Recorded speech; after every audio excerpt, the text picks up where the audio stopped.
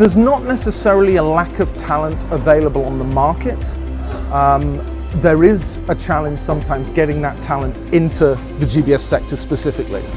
To sort of answer the third question first, it's not really location specific. It's a problem that I see everywhere. You know, I see it in Central Eastern Europe, I see it in India, I see it in China, I see it in Malaysia as well.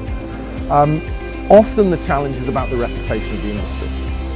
So we find that young people aren't always aware of what GBS really means and what it can offer. There is still, in some locations, this idea that a shared service centre means a call centre, which couldn't be further from the truth really, particularly in somewhere like Malaysia, which is focusing on more higher value, more complex work. It's actually providing a much stronger career opportunities for people. And interestingly, some of the work we do is around research into the industry, and we see a huge difference between what university students tell us they think the industry is about and what those people working in the industry tell us. Where we see actually people working in GBS who've been working there for 2 years, so not a long time, 75% of them tell us that it meets all their career goals working in this industry. So it's a great opportunity. As an industry, we maybe need to get the word out a bit more about the opportunities that exist. So I strongly believe that Malaysia is very uniquely positioned as far as the GBS industry is concerned. And clearly, of course, it needs to catch up with some of the leaders like India and so on and so forth.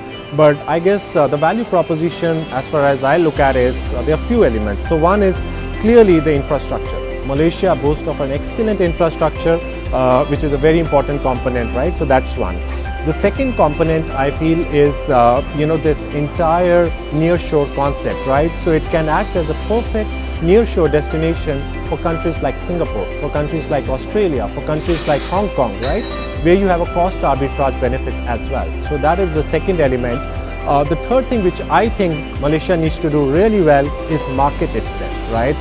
Because unless you market, you'll not be able to sell, right? So I believe they have all the right traits, but they need to aggressively go out and market to the global investors, right, from US to Europe to Middle East and so on and so forth. So that's the third component. And last but not the least is invest in talent, right? So Malaysia needs to invest in talent because at the end of the day, it's all about human capital.